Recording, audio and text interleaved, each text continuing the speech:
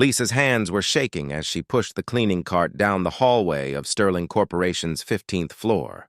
It was 3:30 in the afternoon, and she was already exhausted. She'd been up since 5 that morning, working her first job at a local diner, then rushing to drop her 6-year-old son Daniel at school before heading here. After this shift, she'd have to pick him up from her neighbor's apartment and head to her third job doing data entry from home until midnight. This was her life now. 3 jobs, constantly tired, always worried about making rent. But she couldn't complain. Daniel needed food, clothes, and a roof over his head. That's what mattered. She hummed quietly to herself as she entered the executive lounge, a fancy room with leather couches and floor-to-ceiling windows overlooking the city. Rich people's space, she thought. She'd never belong in a place like this, but at least she could clean it and earn an honest living. Lisa was wiping down the glass coffee table when she heard it. A soft thud, like something falling. She froze, listening carefully. There it was again. A small whimpering sound coming from behind one of the large couches. Her heart started racing. She walked around the couch slowly, not knowing what to expect. Maybe someone left their bag or something fell off the shelf. But what she saw made her drop the cleaning cloth. A little girl, maybe 7 or 8 years old, was lying on the floor. Her eyes were half closed, her lips had a bluish tint, and her skin looked way too pale. She was wearing an expensive-looking school uniform, but right now, all that mattered was that this child was in serious trouble. Oh my God. Oh my God. Baby, can you hear me? Lisa dropped to her knees, her hands hovering over the child, unsure what to do. She'd taken a basic first aid course years ago, but her mind was blank with panic. The little girl's eyes fluttered open slightly. I don't feel good, she whispered, her voice so weak it barely came out. Lisa's maternal instincts kicked in immediately. She touched the girl's forehead. Cold and clammy. This wasn't good. This wasn't good at all. Okay, sweetheart, stay with me. I'm going to get help, okay? What's your name? Sophia, the girl mumbled. I want my daddy. Lisa looked around frantically. Where were this child's parents? What was she doing here alone? Her eyes landed on a massive desk nearby, clearly someone important's office. There was a nameplate. Nathan Sterling, CEO. Her stomach dropped. The CEO. This must be his office. Was this his daughter? She spotted a business card on the desk and grabbed it with trembling hands. Nathan Sterling, Chief Executive Officer. There was a phone number. Lisa pulled out her old, cracked phone and dialed with shaking fingers. Her heart was pounding so hard she could hear it in her ears. The phone rang once, twice.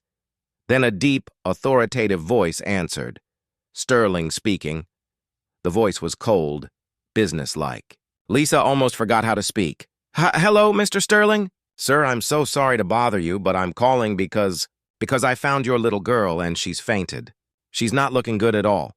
I'm in your office on the 15th floor and I don't know what to... What? The voice changed instantly from cold to desperate. What do you mean she fainted? Where exactly are you? Is she breathing? Is she conscious? Yes, she's breathing, but barely. She's awake, but very weak. She said her name is Sophia. She's on the floor in the executive lounge and her skin is really pale and... Stay with her. Don't move her. I'm coming right now. 3 minutes. The line went dead. Lisa stared at her phone for a second, then immediately turned her attention back to Sophia. She gently lifted the girl's head and placed it on her lap, stroking her hair softly. Your daddy's coming, sweetheart. He'll be here really soon. Just hang on for me, okay? Sophia's eyes opened a little more. You're nice, she whispered. Are you the cleaning lady? Yeah, honey, I am. My name's Lisa. I'm hungry, Sophia said quietly. I didn't eat breakfast. Daddy had meetings, and I forgot my lunch. At home. Lisa's heart broke into pieces. This poor child hadn't eaten all day. No wonder she collapsed. Oh, baby! That's why you're feeling so sick. Your body needs food. Lisa dug into her cleaning cart and found a granola bar she'd packed for her own break. She quickly unwrapped it. Can you try to take a tiny bite of this? Very small, okay? Sophia managed to nibble a small piece. Lisa kept talking to her, asking her about school, her favorite color, anything to keep the little girl conscious and calm. Sophia told her about her art class, how she loved drawing butterflies, and how her daddy worked all the time. Suddenly, the doors burst open with such force that Lisa jumped. A tall man in an expensive suit came rushing in, his face pale with fear. He was probably in his mid-30s, with dark hair that looked like he'd been running his hands through it all day. His eyes, a striking gray color, immediately locked onto the little girl in Lisa's lap. "Sophia!" He was across the room in seconds, dropping to his knees beside them. His hands reached out, trembling slightly as he touched his daughter's face. "Baby daddy's here." "I'm here, Daddy," Sophia said weakly, trying to smile. "The nice lady helped me." For the first time, the man looked at Lisa. Really looked at her. She suddenly felt very aware of her worn cleaning uniform and the fact that she was sitting on his expensive carpet. But his eyes weren't judgmental. They were filled with gratitude and fear. "What happened?" he asked, his voice tight with controlled panic. "I found her behind the couch about 5 minutes ago. She said she didn't eat breakfast or lunch. She took a tiny bite of a granola bar, but that's all I could give her before you got here. She hasn't eaten since dinner last night." His jaw clenched, and Lisa saw something flash in his eyes. Guilt. Deep, painful guilt. "God, I'm such an idiot. I had back-to-back meetings. I thought she'd eat at school." Before Lisa could respond, 2 more people rushed in. A woman in a white coat carrying a medical bag and a man in a security uniform. "Dr. Chen, thank God," Nathan said. She collapsed. "Hasn't eaten all day." The doctor immediately began examining Sophia while Nathan held his daughter's hand, murmuring soft words of comfort. Lisa started to stand up, feeling like she shouldn't be there anymore, but Sophia's little hand reached out and grabbed hers. "Don't go," the girl said. "Please stay." Lisa looked at Nathan, silently asking for permission. He nodded, his expression softening just slightly. Dr. Chen checked Sophia's vital signs, looked at her eyes, and asked her several questions. After a few minutes, she stood up and spoke to Nathan quietly. "It's hypoglycemia. Her blood sugar dropped dangerously low from not eating. She needs food and rest immediately. I'm going to give her some glucose, and she should start feeling better quickly, but Nathan, this can't happen again. A child her age needs regular meals." Nathan's face went rigid. "I know. I'll make sure it doesn't." The doctor administered some glucose gel and had Sophia drink some juice she had in her bag. Within minutes, color started returning to the little girl's cheeks. She sat up slowly, leaning against her father. Nathan held her tightly, his eyes closed. Lisa could see his shoulders shaking slightly. This wasn't just a CEO worried about his child. This was a father terrified he'd almost lost something precious. After Dr. Chen confirmed Sophia was stable and just needed rest and proper meals, she left with instructions. Nathan finally looked at Lisa again, who was now standing awkwardly by the cleaning cart. "I don't even know your name," he said quietly. "Lisa. Lisa Chen. I work on the cleaning crew." Lisa. He said her name like he was memorizing it. "Thank you. I don't know what would have happened if you hadn't found her." "Anyone would have done the same thing, sir." "No," he said firmly. "Not everyone would have called immediately. Not everyone would have stayed calm and taken care of her." "You did?" Sophia tugged on her father's sleeve. "Daddy, can Lisa come visit me? I want to thank her properly." Nathan looked at his daughter, then back at Lisa. There was something in his eyes that Lisa couldn't quite read. "Would that be all right? Could I have your contact information? I'd like Sophia to be able to thank you when she's feeling better." Lisa hesitated. This felt weird. She was just a cleaning lady who helped a kid. But looking at Sophia's hopeful face, she couldn't say no. Sure, of course. She wrote her number on a piece of paper from her pocket. Nathan took it carefully, like it was something valuable. "Thank you, Lisa. Really?" As Lisa gathered her cleaning supplies to leave, she glanced back one more time. Nathan was carrying Sophia in his arms, her head resting on his shoulder. For just a moment, their eyes met across the room. Something passed between them. Understanding, maybe, or recognition that this moment had changed something. Lisa had no idea just how much. 3 days passed, and Lisa tried to forget about the incident at Sterling Corporation. She told herself it was just one of those strange things that happen in life. She'd helped a child, the father was grateful, and that was that. Back to reality. Back to struggling to pay bills and making sure Daniel had everything he needed. She was in the middle of her morning shift at the diner carrying a tray of pancakes to table 7 when her phone buzzed in her apron pocket. She ignored it. Her boss hated when they used phones during shifts, but it kept buzzing and buzzing. During her break, she finally checked. 5 missed calls from an unknown number. Then a text message appeared. "This is Jennifer Kim, personal assistant to Nathan Sterling. Mr. Sterling needs to speak with you urgently regarding an important matter. Please call back at your earliest convenience." Lisa's heart started pounding. Was she in trouble? Had she done something wrong? Maybe she wasn't supposed to be in that executive lounge. Maybe they were going to sue her or get her fired. She'd heard stories about rich people and their lawyers. Her hands were sweating as she called the number back. "Mr. Sterling's office," Jennifer speaking. "Hi, this is Lisa Chen. You called me?" "Oh, yes, Ms. Chen. Thank you for returning my call. Mr. Sterling would like to meet with you today if possible. Would 2 p.m. work for you?" Lisa looked at her watch. It was 11:30. "I have my cleaning shift at Sterling Corporation at 4. Could we maybe—" "Actually, Mr. Sterling would prefer to meet you in his office before your shift. Would 2 p.m. be acceptable?" There was something in the woman's tone that made it clear this wasn't really a request.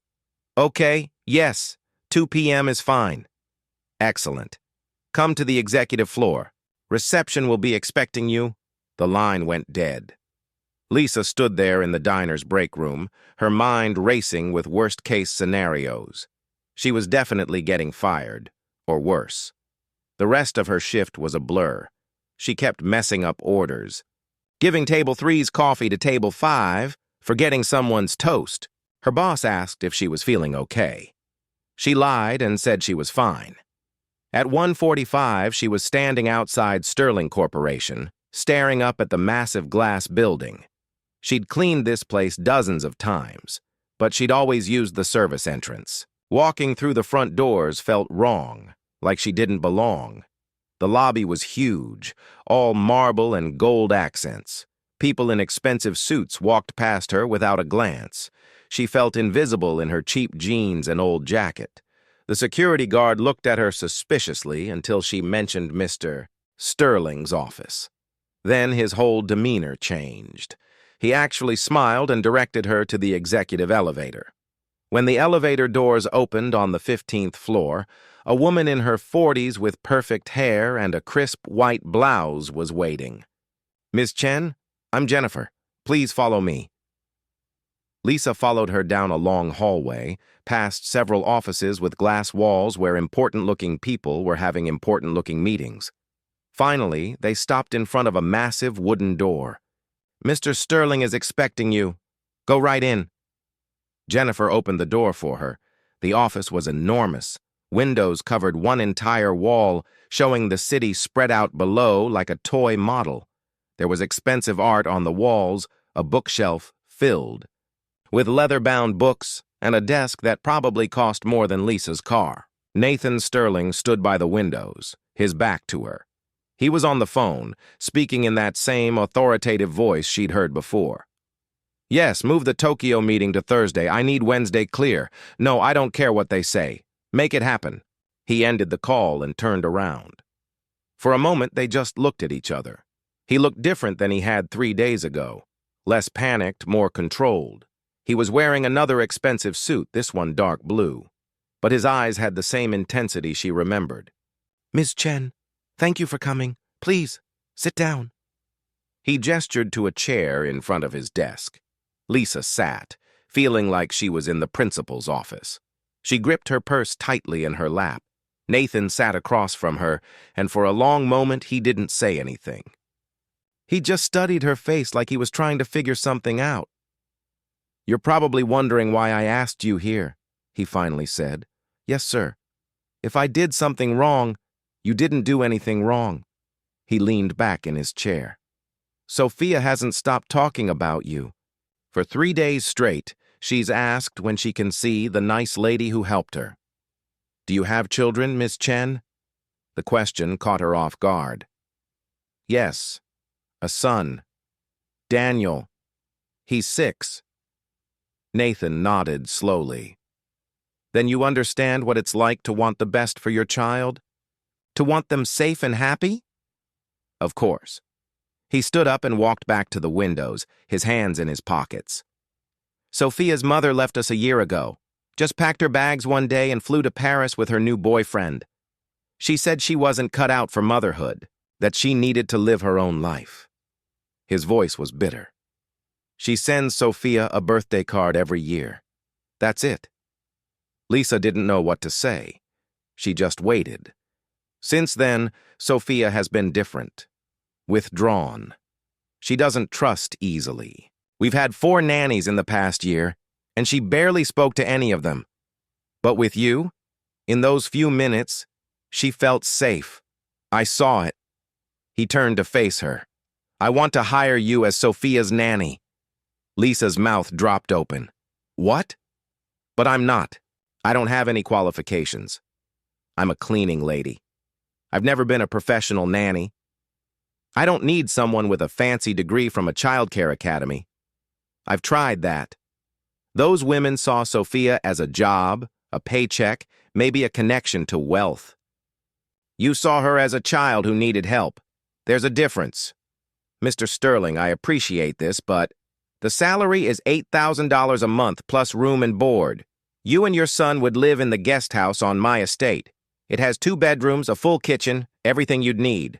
Your son would attend the same private school as Sophia. No cost to you. Lisa felt dizzy. $8,000? That was more than she made from all 3 jobs combined. And Daniel could go to a private school? This couldn't be real. Why? She asked quietly. Why would you offer this to me? Nathan sat back down, and for the first time, his corporate mask slipped. He looked tired. Human. Because in the 3 days since you found Sophia, I've realized something. I'm failing as a father. I'm so busy running this company, attending meetings, closing deals that I forgot the most important thing. My daughter needs me. She needs stability. She needs someone who actually cares about her, not just someone doing a job. He pulled out his phone and showed Lisa a photo. It was a child's drawing of 3 people. One labeled Daddy, one labeled Sophia, and one labeled Nice Lady Lisa. She drew this yesterday, Nathan said quietly. She hasn't drawn anything in months, not since her mother left. Lisa felt tears prickling her eyes. The drawing was simple but beautiful. Sophia had drawn flowers around all 3 figures. I still don't understand why you'd trust me with something so important. Because when I looked into your eyes that day, I saw something real. You weren't thinking about who I was or what you could gain. You were just thinking about helping a child. That's exactly what Sophia needs. Someone genuine. Lisa's mind was racing. This could change everything. Daniel could have a real education. She wouldn't have to work 3 jobs. They'd have a safe place to live, but it felt too good to be true. I need one condition, she said, surprising herself with her boldness. Nathan raised an eyebrow. Go on. Daniel comes with me during work hours. I can't leave him with neighbors anymore. If I'm taking care of Sophia, my son needs to be there too. If that's a problem, then I can't accept. For the first time, Nathan smiled. A real, genuine smile that made him look younger. That's not a problem. Actually, Sophia could use a friend her own age. The estate is huge. They'll have plenty of space to play. Then I accept. But I need to give notice at my other jobs. 2 weeks. I'll pay you for those 2 weeks up front. Start Monday. My driver will help you move your belongings this weekend. Lisa couldn't believe this was happening. She felt like she was in a dream and any moment she'd wake up in her tiny apartment. One more thing, Nathan said, his tone becoming more serious. This stays professional. You're Sophia's nanny. Nothing more. I need you to understand that boundary. Of course, Mr. Sterling. I understand completely. But as Lisa left his office and took the elevator down, her heart was pounding. Not because of the money or the opportunity, but because of something she'd seen in Nathan Sterling's eyes when he talked about his daughter. Vulnerability, pain, loneliness. This job was going to change her life. She just didn't realize how much. That weekend, Lisa packed up her and Daniel's entire life into boxes. Daniel was confused but excited. "We're going to live in a mansion?" he kept asking. "Like in the movies?" When the moving truck pulled up to the Sterling estate on Monday morning, Lisa's jaw dropped. She'd known Nathan was rich, but this was beyond anything she'd imagined. The main house was a 3-story modern masterpiece with huge windows and beautiful landscaping. The guest house, where she and Daniel would live, was bigger than any apartment she'd ever had. Sophia came running out when they arrived, her face bright with excitement. "Lisa, you came! And is this your son?" "This is Daniel." "Daniel, this is Sophia." The two children stared at each other for a moment, shy. Then Sophia grabbed Daniel's hand. "Want to see the treehouse? It's huge!" Just like that, they were friends. Nathan watched from the main house's doorway. When his eyes met Lisa's across the driveway, something passed between them again. That same strange connection she'd felt 3 days ago. This was her new life, and she had no idea what she was getting into. 2 months passed in a blur of happiness that Lisa had never experienced before. The guest house became a real home. Daniel and Sophia were inseparable, running through the estate's gardens, doing homework together at the kitchen table, building forts out of couch cushions. For the first time in years, Lisa wasn't exhausted all the time. She actually had time to breathe, to laugh, to be a real mother to Daniel. But something unexpected was happening. Something that scared her. Nathan Sterling was changing. At first, he'd barely been around. He'd leave for the office before sunrise and come home after Sophia was asleep. Lisa would leave his dinner in the warming drawer with a little note about how Sophia's day went. But slowly, things shifted. One evening, Lisa was helping Sophia with her math homework at the main house's kitchen island when Nathan came home. It was only 7 o'clock. He stood in the doorway, loosening his tie, and just watched them. Sophia looked up and her face exploded with joy. "Daddy! You're home early." "I thought maybe I could help with homework tonight," he said, his voice softer than Lisa had ever heard it. From that day on, Nathan started coming home earlier. First 7 o'clock, then 6:30, then 6. He'd sit with them during homework time, ask Sophia about her day, listen to Daniel's excited stories about the treehouse. Sometimes he'd suggest they all have dinner together instead of him eating alone in his office. Lisa told herself it was good that Nathan was being a better father. That's what Sophia needed, but she couldn't ignore the way her heart jumped every time he walked into a room. The way his rare smiles made her feel warm inside. The way his eyes would linger on her face just a second too long. One Saturday, Nathan suggested they all go to the park. It was a beautiful spring day, and the kids were bouncing with energy. At the park, Lisa watched Nathan push Sophia on the swings, his expensive shirt sleeves rolled up, his usually serious face relaxed and happy. Daniel ran up to him asking for a push too, and Nathan didn't hesitate. He treated Daniel with the same kindness he showed Sophia. Later, they got ice cream. Sophia got chocolate all over her face, and they all laughed. A woman walking by smiled at them and said, "What a beautiful family." Lisa's face went hot. Nathan didn't correct the woman. He just smiled politely and said thank you.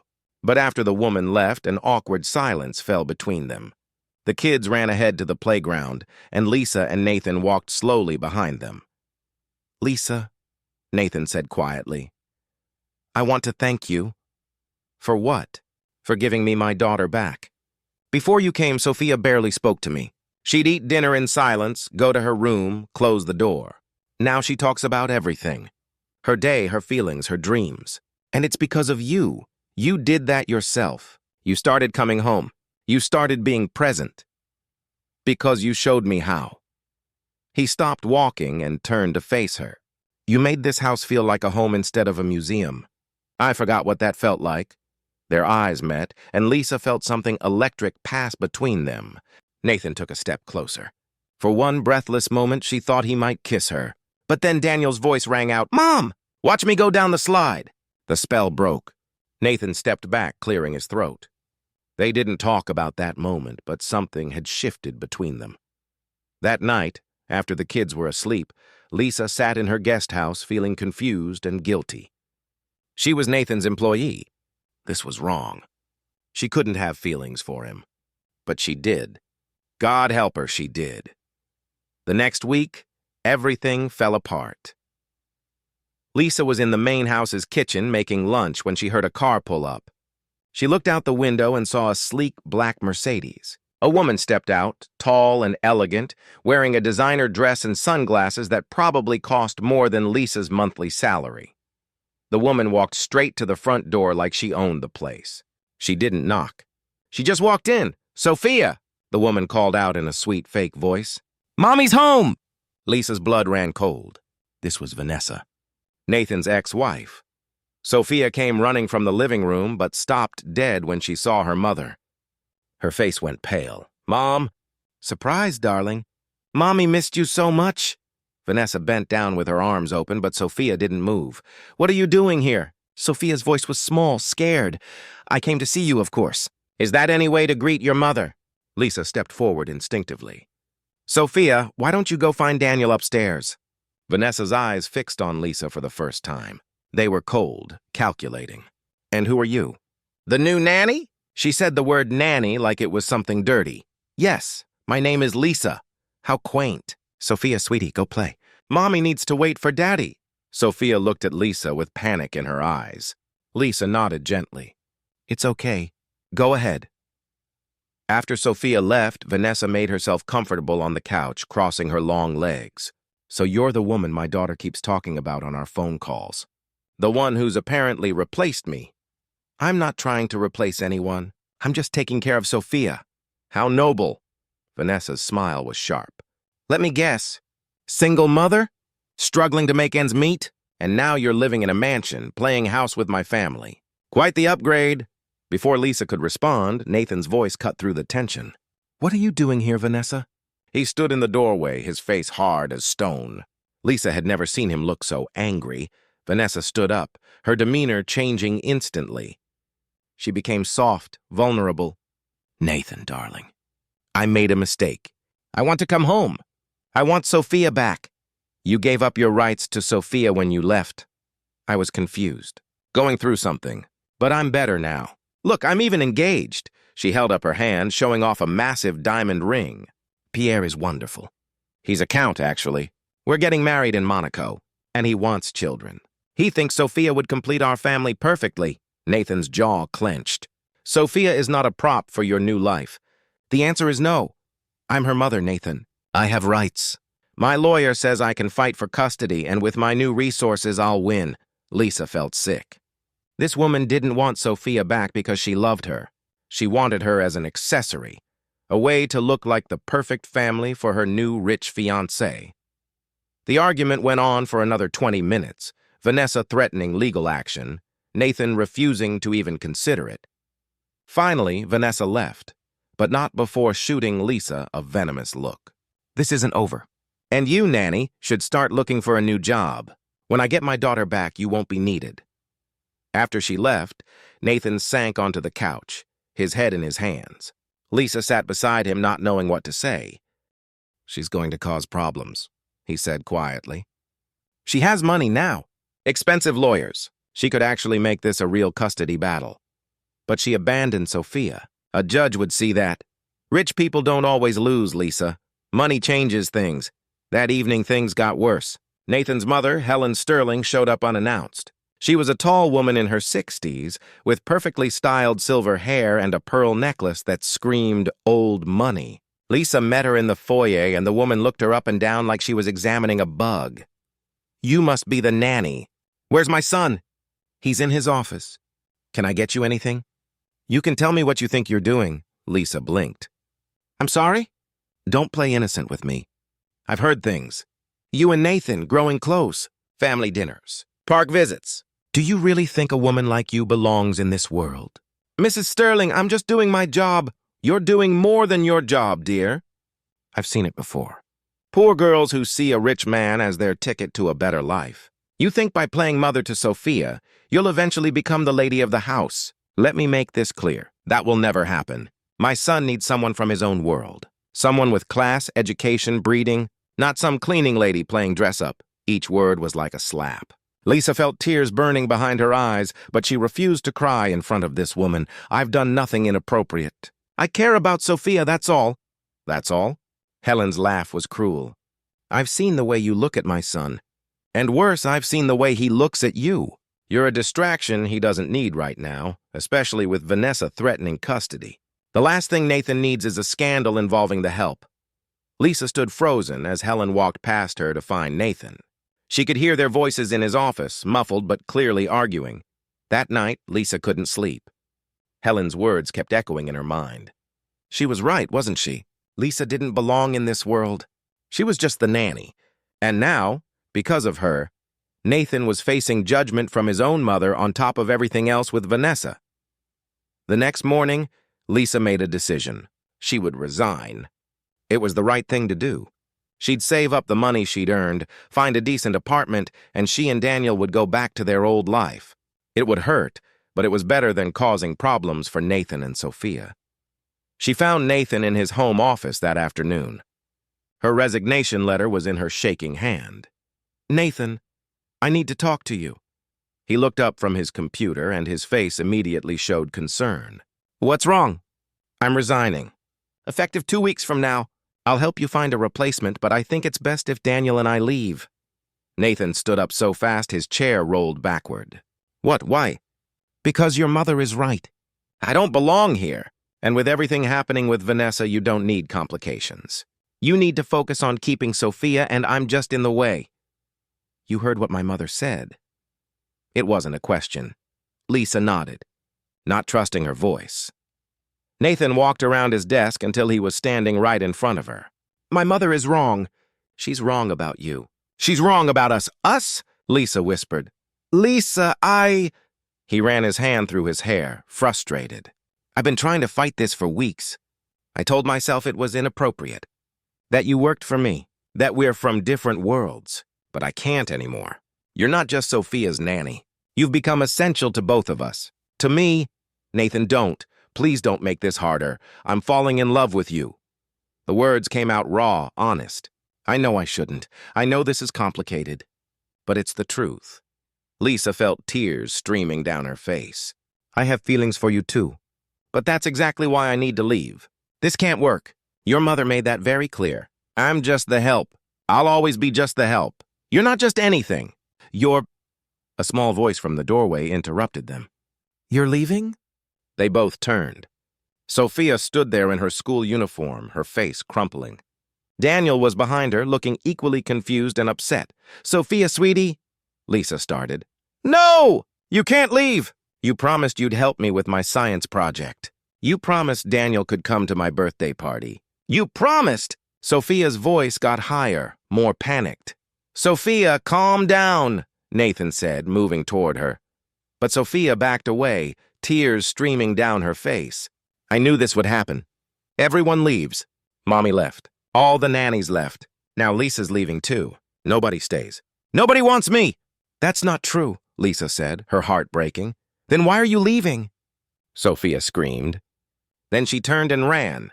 They heard the front door slam. Nathan's face went white. She ran outside. They all rushed to the door. Outside, the sky had turned dark. Thunder rumbled in the distance. A spring storm was rolling in, and it looked bad. "Sophia!" Nathan yelled into the wind. But his daughter was gone, disappeared into the vast estate grounds just as the first drops of rain began to fall. The rain came down in sheets, turning the estate grounds into a blur of gray. Nathan was already running, calling Sophia's name into the wind. Lisa kicked off her shoes and ran after him, her heart pounding with fear. Daniel stood at the door, scared, until the housekeeper came and gently pulled him inside. "Sophia!" Lisa screamed, her voice barely audible over the thunder. "Sophia, please!" They split up, Nathan going toward the treehouse while Lisa headed for the gardens. The rain soaked through her clothes within seconds. Her feet slipped on the wet grass. Lightning flashed across the sky, illuminating the estate in brief, terrifying snapshots. Lisa's mind was racing with horrible thoughts. What if Sophia got hurt? What if she ran toward the road? What if lightning struck? This was all her fault. She never should have said she was leaving. She should have thought about how it would affect Sophia, a little girl who'd already been abandoned once. "Sophia!" she called again, pushing through the rose bushes even though the thorns scratched her arms. "Baby, please answer me." She heard Nathan's voice from somewhere far away, equally desperate. They'd been searching for 10 minutes that felt like hours. The storm was getting worse. Water ran down Lisa's face, mixing with her tears. Then she heard it, a small, scared voice. "Lisa?" Lisa spun around. There, huddled under a garden bench near the pond, was Sophia. She was soaking wet, shivering, her lips turning blue. Lisa ran to her and dropped to her knees in the mud. "Oh, thank God you're okay." Lisa pulled Sophia into her arms, holding her tight. "I'm sorry," Sophia sobbed. "I'm sorry. I just got so scared. I didn't mean to worry everyone." "Nathan!" Lisa screamed as loud as she could. "I found her! By the pond!" Within seconds, Nathan came crashing through the bushes. When he saw them, his face crumpled with relief. He fell to his knees and wrapped both of them in his arms, the three of them huddled together in the pouring rain. "Don't ever do that again," Nathan said, his voice shaking. "Never. Do you understand?" Sophia nodded against his chest, crying. "I'm sorry, Daddy, I'm so sorry." Nathan scooped Sophia up in his arms and they all ran back to the house. The housekeeper had warm towels ready. Lisa wrapped Sophia in two of them while Nathan called Dr. Chen. Within 20 minutes, the doctor was there checking Sophia over. "She's hypothermic, but she'll be fine," Dr. Chen said. "Warm bath, warm fluids, and rest. She was lucky you found her so quickly." After Sophia was in a warm bath upstairs with the housekeeper watching her, Nathan and Lisa stood in the hallway, both still dripping wet. Neither of them had thought to change their clothes. They just looked at each other, the terror of the last hour still evident on their faces. "I can't lose her," Nathan said quietly. "I can't. She's everything." "I know. And I can't lose you either." He stepped closer. "Lisa, please don't leave. I know it's complicated. I know my mother said terrible things. But we almost lost Sophia today because she thought you were abandoning her. She needs you. I need you." Before Lisa could respond, Helen Sterling's voice came from the top of the stairs. "Is she all right? Is Sophia hurt?" They both looked up. Nathan's mother was standing there, and for the first time, she didn't look composed and perfect. She looked scared, human. "She's fine," Nathan said curtly. "Cold and scared, but fine." Helen came down the stairs slowly. She looked at Lisa, really looked at her, taking in the scratches on her arms from the rose bushes, the mud on her clothes, the exhaustion on her face. "You went out in the storm to look for her," Helen said quietly. "Of course I did," Lisa replied. "You could have been hurt. Lightning, the rain, the pond, none of that mattered. All that mattered was finding Sophia." Helen was quiet for a long moment. Then she did something unexpected. She reached out and gently touched one of the scratches on Lisa's arm. "You should clean these. They could get infected." It wasn't an apology, but it was something. A crack in her armor. "Mother," Nathan said, his voice firm, "I need you to understand something. Lisa isn't going anywhere. She's part of this family now, whether you approve or not. And if you can't accept that, then—" "I was wrong," Helen interrupted. Both Nathan and Lisa stared at her in shock. Helen Sterling didn't admit to being wrong. Ever. "I was wrong about you," Helen said, looking at Lisa. "I thought you were after my son's money. I thought you were using Sophia to get close to him. But no gold digger would run into a storm like that. No opportunist would risk her own safety for someone else's child." She paused. "You love them. Both of them. Really love them?" Lisa nodded, not trusting her voice. "And my son loves you. I saw it on his face when we couldn't find Sophia. He wasn't just afraid for his daughter. He was afraid of losing you too." Helen looked at Nathan. "I haven't seen you this alive in years. Not since before Vanessa. Mother, Let me finish." Helen turned back to Lisa. "I'm a snob. I admit it. I care too much about social standing and what people think. But watching you today, I realize something. My granddaughter needs love more than she needs status. And if you can give her that, if you can make my son happy, then maybe I need to change my definition of what makes someone worthy." It wasn't a perfect apology, but it was real. Lisa saw genuine remorse in the older woman's eyes. "Thank you," Lisa said quietly. "That means a lot." Over the next 2 days, Sophia recovered from her ordeal. She stayed in bed, drinking hot chocolate and being spoiled by everyone. Daniel barely left her side, the 2 kids playing card games and watching movies together. On the 3rd day, Vanessa showed up again. But this time she wasn't alone. She brought her lawyer, a sharp-looking man in an expensive suit who immediately started talking about custody rights and court dates. Nathan listened calmly, his face unreadable. Then, when the lawyer finished talking, Nathan smiled. It wasn't a friendly smile. "Before we continue," Nathan said, "I think there's something you should know. Sophia isn't biologically mine or Vanessa's. We adopted her when she was 6 months old." The lawyer's eyebrows shot up. Vanessa went pale. "What does that have to do with anything?" the lawyer asked. "Everything. When Vanessa left a year ago, she signed papers relinquishing all parental rights, not just custody, all rights. The adoption was dissolved on her end. Legally, she has no more claim to Sophia than a stranger on the street." "That's not true," Vanessa said, but her voice wavered. Nathan pulled out a folder from his desk. "Here are the papers you signed. Your signature, witnessed by a notary. You were so eager to start your new life that you didn't even read what you were signing. You just wanted to be free of us." The lawyer took the papers, read them quickly, and his face went red. He turned to Vanessa. "Did you know you signed these? I thought they were just custody papers. Temporary. They're permanent termination of parental rights." The lawyer stood up, angry. "You told me you were the legal mother. You told me we had a case. I am her mother." "No," Nathan said coldly. "You stopped being her mother the day you chose yourself over her. The day you walked away without looking back. The day you signed those papers because you couldn't be bothered to care what they said." The lawyer left, muttering about being lied to. Vanessa stood there, her perfect facade crumbling. "This isn't over, Nathan. I'll find another way. Please try.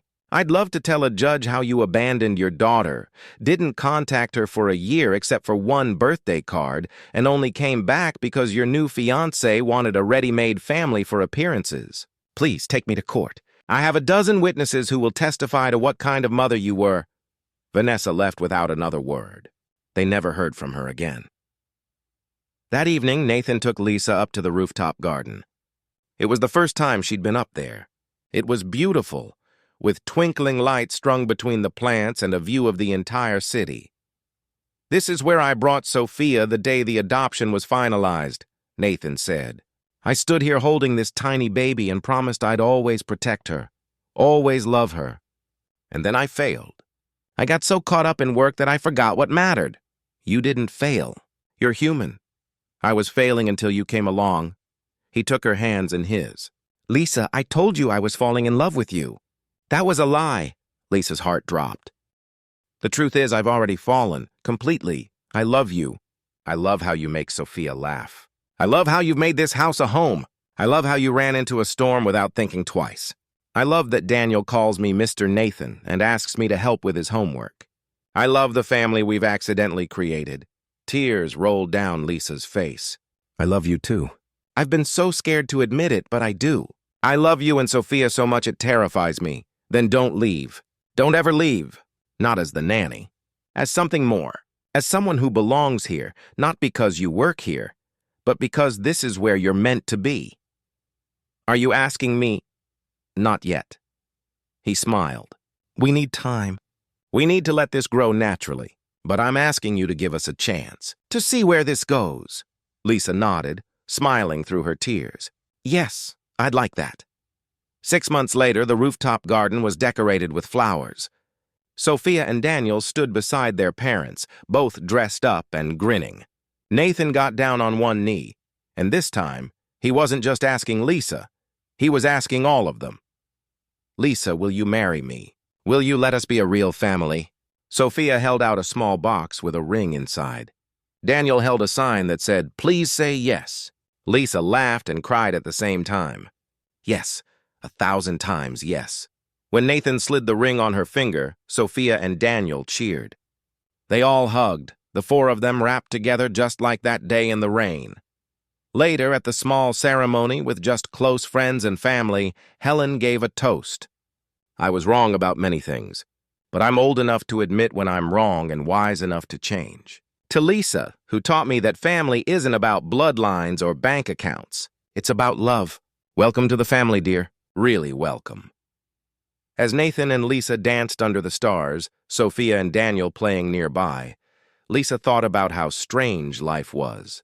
She'd been a struggling single mom cleaning offices just months ago, and now she was here, dancing with the man she loved, with two beautiful children who called her mom.